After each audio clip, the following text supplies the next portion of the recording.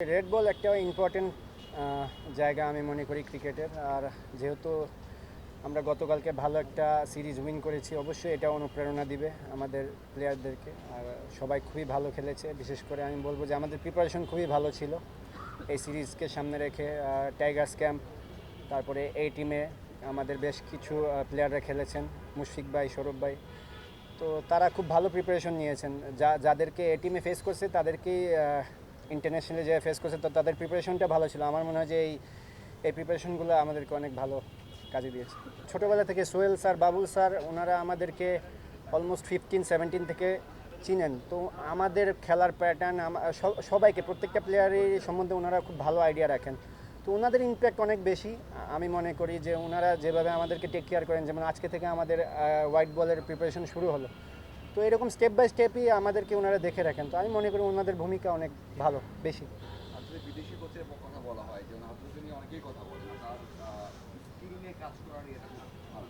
আপনি কি তার কাছে শিখেছেন বা তার কাছে কি শেখার মতো কিছু আছে?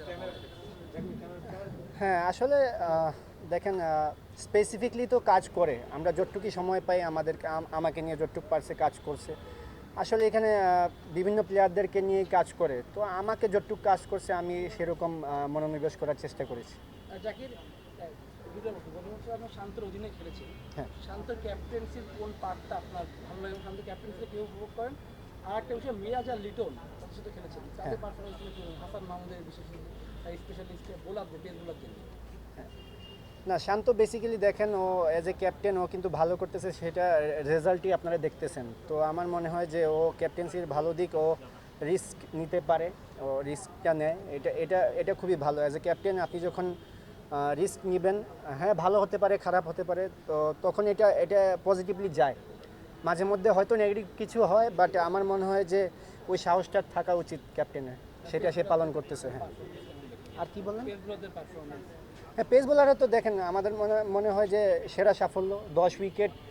একটা সময় আমরা টেস্ট ম্যাচে একজন পেস বোলার নিয়ে খেলতাম, আমি একবার দেখছিলাম হয়তো। বাট দেখেন আমরা পেস বোলাররা কতটা ইমপ্রুভ করছে যে 10 উইকেট নিতেছে। এটা কিন্তু অনেক বড় একটা অ্যাচিভমেন্ট আমি মনে করি। যেটা সেটা হচ্ছে যে পাকিস্তানে পাওয়া যায় আসলে ভারতের মাটিতে খেলতে কতটা সহায়তা করবে, তার অনুপ্রাণিত করবে। এবং যদিও ডিফারেন্ট বল, ওখানে আপনি খেলবেন সাদা বলে, এখানে খেলে আসলে লাল বলে।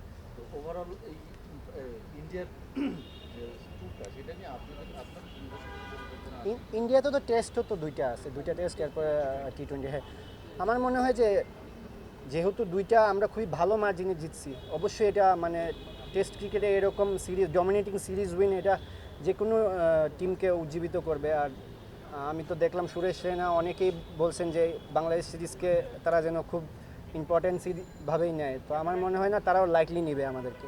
নিজস্ব কোনো পরিকল্পনা আছে কিনা ইন্ডিয়া মানে কেন্দ্র করে আপনার নিজস্ব কোনো পরিকল্পনা আছে? হ্যাঁ, আপাতত তো আমি লাল বলের জন্য সিলেক্ট হইনি এখন পর্যন্ত। যদি আমার লাল বলে সিলেকশন হয় তা আমি ওরকমই বড় কিছু করার চেষ্টা করব। যেহেতু এই টিমে বড় একটা রান করে আসতে পারছি, আমারও ভালো কনফিডেন্স আছে।